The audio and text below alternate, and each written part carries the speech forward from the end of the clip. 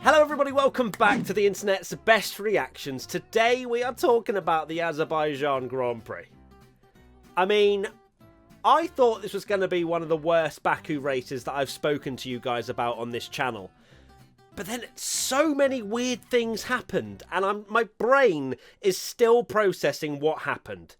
So what better way to help process what's happened than to just go through the race? The start of the race feels like it was about 7 hours ago.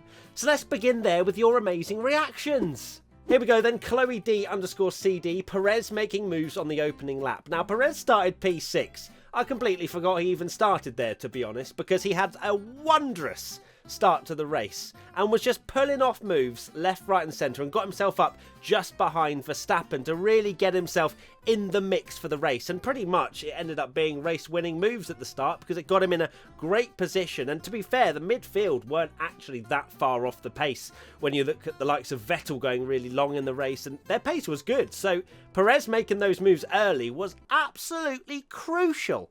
I say that, who knows where he would have ended up had he not made those moves, because everything was chaos. But it definitely helped his race, and Sergio, he had a banger. At Rhino Ryan 21, Perez on lap 1. Yeah, just literally, that's what we expect of Sergio. His performance this weekend was pretty much exactly what Red Bull were after. He was a little bit off max, but by no stretch sort of half a second. We're talking a tenth or two maybe, and of course Max had that impact, which we'll talk about. But Sergio was there, and that's all Red Bull needed, and he was there as well to take advantage of the mistakes around him. Well, I say mistakes. The mistakes from Pirelli. At Digital_Beard, the McLarens off the line. Yeah, they were slow. Lando in particular. Of course, he had that penalty after that very bizarre red flag incident where he saw the red flag and was like, you know what? I'm going to accelerate for a little bit, just see if the stewards are awake. They were awake, and he went from 6th to 9th, and then starting the race, he then dropped down just ahead of Danny Rick, I think, in sort of 12th place, I think it was. So, yeah, Lando had a bit of a quiet one, and McLaren in general it just seems to and fro. Well, it was toing and fro between Ferrari and McLaren, but now it's AlphaTauri in the mix, and now flipping Aston Martin have somehow got their head round their car. So the midfield battle, especially with how close they are to the top teams, means that we're going to see some unlikely podium sitters throughout the rest of the season. Now, I haven't even mentioned it, but of course Charles Leclerc took pole, which again feels like about 4 weeks ago that he started on pole position. But yes, alas he did, and I was very happy, as you'd imagine. I even tweeted stupidly after last night when I'd had a few drinks, saying that I would wear a banana suit and scream, I'm not a passionate, I'm not a fanboy, just passionate in London if he won the race. Of course he didn't. He didn't even come close to winning the race. Well, I say that, he was battling for P3 at the end, but still, it was quite depressing seeing the Ferrari just have absolutely no race pace. So my expectations were shot very quickly. At Ben Ashcroft 27, that Merc is an absolute rocket down the main straight. I'm imagining that was in reaction to Charles Leclerc being passed by the Mercedes. I don't think the Ferrari was massively slow down the straight. It was more just the slipstream at Baku down that long straight is ridiculous. Even like you saw, I think it was Hamilton trying to chase down Perez, even if it was 1.2, 1.3 back, no DRS, he still gained about half a second going down towards turn 1. So I'm not going to blame the Ferrari power unit, their just general race pace wasn't good enough. Lordway69 sums up my feelings pretty well. At least we had 2 laps in the lead, and I cherished every single turn. At Jeffrey Nedeloff, seeing Hamilton leading the race and then seeing Bottas P10. Bottas had an absolute stinker this weekend. Just take into account the chaos that we had in the last sort of third of the race through tyre failures, safety cars, red flag, etc. And he still didn't score points. What is this bloke doing? I'm sorry, I have sometimes supported Valtteri and said he's a decent driver, especially in quali trim, and if everything comes together, he's a great package. But also, he can have some horrendous weekends, and this was one of them. That was up there with Turkey, because at least he could blame the conditions in Turkey. In Baku, he was just slow. At Econ Great, Tsunoda overtaken Alonso. Generally speaking, though, Yuki was actually much better this weekend. Finished P7, which is a pretty good result for him, considering everyone was on the absolute Tsunoda hype train. The steam was rolling out. Everybody was on board after Bahrain, and then everyone just got off very quickly after the next few races. But this race hopefully will be a confidence builder for him, and he can then just start to build it and score points every single race weekend. Because if Gasly's finishing 3rd, 7th is kind of the least he wants to be finishing if he doesn't want the wrath of Red Bull on him. At Mars_NV, Sonoda and his engineer on the radio. Yes, again, another amazing thing where Yuki literally just screamed shut up to his team engineer, or the one on the radio, because he just didn't want to hear it. They were saying, push, you need to push, go, do it, and he's just like, shut up! Fair enough. I mean, you just know you're going to get high quality content when you see Sonoda pop up with the little team radio graphic. At Ozomodo_, how Yuki looks like in the team radio. It's just perfect. That is, of course, he banters about how small he is anyway, so it's not bullying or anything like that. He jokes about it. I think one of his goals for the season was to grow, so I can allow that meme. It's good bants. Now, there was a moment in the race, Red Bull, Verstappen leading ahead of Perez, and Verstappen pit first, then Perez put in a pretty decent little in-lap, comes into the pits, and then this happened. Tick to Tupper, me seeing Perez's pit stop, and it was just slow. He lost about 2.5 seconds, and I was looking at the intervals, and as he came out, he's around 2.5 seconds behind. So it would have been very close, and of course, lots of people putting on their tinfoil hats about, them jeopardising his pit stop, but they wouldn't do that because Hamilton almost got through. That's just not the way. Like, just take the hat off, and just no conspiracy needed here. Now, this was kind of meme-worthy at the time, and it all kind of transpired by the end to be actual real life. At LUFC_George1, Vettel in first. Vettel, it's been a while, my old friend. It was lovely to see Seb out in front, and we thought, yeah, he's going to pit, and he's going to be out of contention, of course. And I think he pit and came out in P7, so he had awesome pace going really long in the race. And to be fair, finishing P11 in quali was an absolute godsend. He was able to start on whatever tire he wanted, and that helped him very much indeed, because he finished P2. Second! Sebastian Vettel fans, how are you feeling right now? Let me know in the comments, I want to know. Right, before I go on, I need to mention very quickly about the WTF1 Clubhouse that we've just launched for the British Grand Prix, which essentially enables you to come camp with us at the British Grand Prix. And we've got all kinds of stuff going on. We've got a bar, we've got a marquee, we've got a DJ, we've got food, we've got special guests coming down. I'm going to be doing Internet's Best Reactions live from there, so you can get involved kind of if you're good. And all kinds of other amazing stuff going on. We've got games, it's just going to be an awesome experience. You can do glamping, or you can bring your own tent. In fact, watch this video. The awesome news keeps on coming. We're so excited to announce that we're hosting our very own WTF1 Clubhouse in partnership with 81 UK Power Drink at the British Grand Prix from the 15th to the 19th of July, where you can camp with us. So what does it include? You can hang out with myself, Tommy and Katie, watch us film content including Internet's Best Reactions live, get involved in Q&As with special guests, enjoy a big screen film night with BenQ Screens, race on the simulators, drop some fire dance moves with our DJ, and so much more. There's 3 options for camping: either bring your own tent or use one of our glamping bell tents. Visit WTF1.com/clubhouse for all the info. Can't wait to see you all there. Okay, continuing on then, VLX_Chris. This makes me sad, but also very much how I was feeling. Just soak it in, read it up. Yeah, I expected a podium at least. He almost got it at the end, of course, because of all the chaos, but I expected a pure pace podium. I didn't get it. At Battery Voltas, Tifosi seeing Leclerc drop places. Okay, right, no more Ferrari slander. I'm still coping on just dealing mentally with what happened with Leclerc, getting pole, expecting an amazing performance, and it didn't happen, okay? So let's move on. Now, we did have a little bit of a dull stage in the race where nothing was really going on. Everyone was kind of managing the gaps. Of course, it was quite close at the front, but nothing was really going on. Michael Grimwoo 5 comes in with every time the yellow flags come out, but it's just someone running wide at turn 16. Am I the only one? As soon as I see a yellow flag going, is there going to be some debris? Are we going to have a safety car? Is it going to be turned on his head? Of course, the way it happened was absolutely not the way, and we will talk about that and Lance Stroll's failure. But I think we were all wishing for something to spice up the race. At Kieran_Shaker, Bottas engineer over the radio right now. Simple yet, well, I say effective. It wasn't effective because he still didn't score points. And is now 6th. 6th in the championship. I know he's had 2 retirements, failures, non-score, whatever you want to call it. Still not good enough.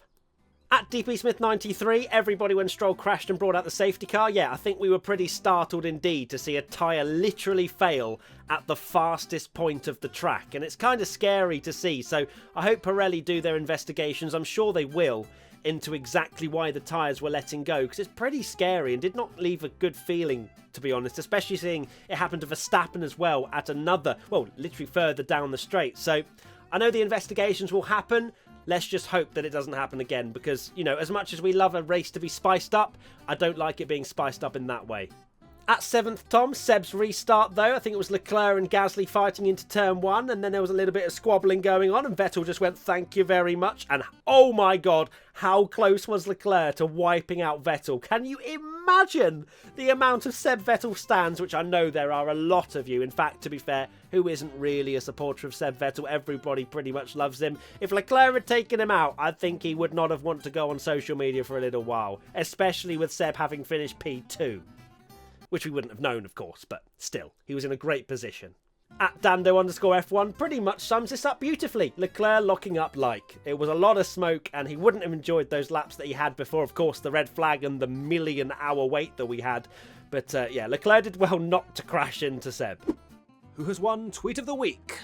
Right, Tweet of the Week time now, and it comes from @Z_Niven7. It's just soak that one in. I'm currently rewatching all the Marvel films, so I'm kind of enjoying the relatability for me, but it's also an absolute banger. Was it worth it, though? That's the question that only you can answer. Was that worth it?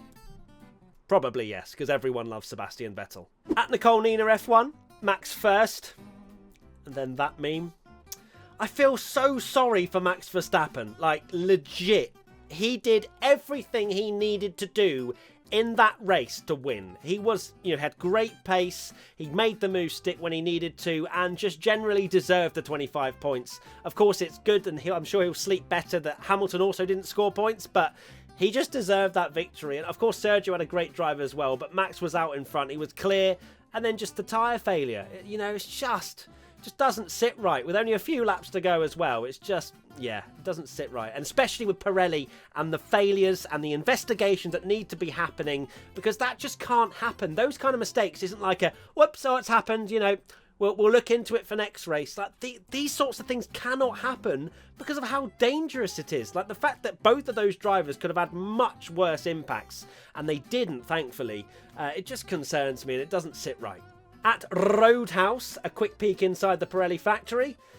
Look, there's a lot of Pirelli blasphemy on the timeline right now, and I am one of them, and they need to sort it out, and I'm sure they will, and as long as they do absolutely everything they need to in terms of finding out what happened and to make sure it doesn't happen again, I'm all for it. Arthur Tame F1, the trade offer you receive Perez and Vettel, but you also receive Hamilton and Verstappen. I think the only people that wouldn't accept that trade offer are Hamilton and Verstappen fans. Every other fan will take a Perez win, and Vettel, to be fair, was up to P2, not third. So, yeah, I think a lot of accepting of trade offers there. Now, this bit I absolutely loved. The FIA team radio, which I think we heard back in Spain. We hear it again in Baku, and I just want an unfiltered coverage of it all, because it's amazing. Joshi_666 comes in with McLaren. Sonoda didn't slow down. FIA, neither did you. It's just a 24/7 Karen hotline. I want to hear all the teams just dobbing on the other teams and just complaining about this, that, and the other. I think it would be amazing coverage. So that I would pay extra just for that, and I think everybody else would as well. It's just brilliant to hear, especially with McLaren kind of telling on AlphaTauri and Sonoda in particular, and then the teacher just turned around and said, yeah, but everyone pretty much sped, including you, so shush. At SZRK13, McLaren with FIA radio broadcast. It's just Karens everywhere, and I'm absolutely here for it. I'd take off the commentary. Just have that.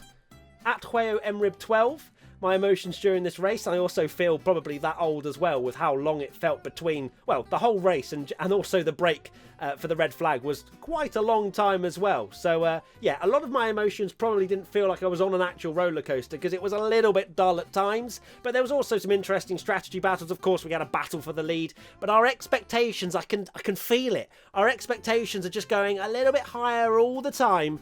And then it just means we're not going to be pleased at every single race. And, you know, it goes for me as well. I'm just an F1 fan. Now, self-plug here. Tommy did a banger, so I'm including it. just read it. You know exactly what song that's from. If you don't, look it up.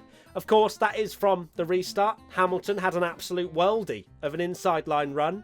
Was pretty much past Perez and then locked up. And that was after, in the team radio we heard when he was sat in the pits, he was saying no risks, you know, think about it's a marathon, not a sprint, all this, and then locks up both his brakes into turn one. Of course, we did see his brakes absolutely smoking away, and I think he mentioned about not turning magic off or something. So it's not just down to driver error, but I'm still very surprised to see him not score any points from a 2-lap sprint race. Right, Social Media Team Championship time now, and it's the usual kind of Hambot ver that you expect for the submissions this week, so let's dive straight into it. In third position, we have Mercedes-AMG F1 with a simple no.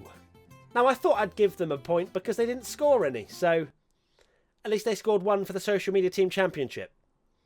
Is that savage? I think it is, but it's staying in. In second place, we have Red Bull Racing. With all these eyes on our rear, it's making us blush. Of course, that was the whole flexi-wing debate, which wasn't spoken about a huge amount in the coverage today, and I'm sure it will carry on, and there'll be Toto this, Christian that, you did this, you did that for the entire season long, and Netflix are just there like, okay, I think we've got our 10 episodes, and they are literally all Mercedes Red Bull oriented, so lovely. And finally, the winners of the Social Media Team Championship for the Baku Azerbaijan Grand Prix are Aston Martin Cognizant F1 team with a banger of a tweet. Rumours we've given George Russell a seat are correct. So not only do you get a podium, Aston Martin, but you also get full points in the Social Media Team Championship. It's a great day to be an Aston/Seb Vettel fan. That's 1 point for Mercedes-AMG F1, 2 points for Red Bull Racing, and 3 points for Aston Martin.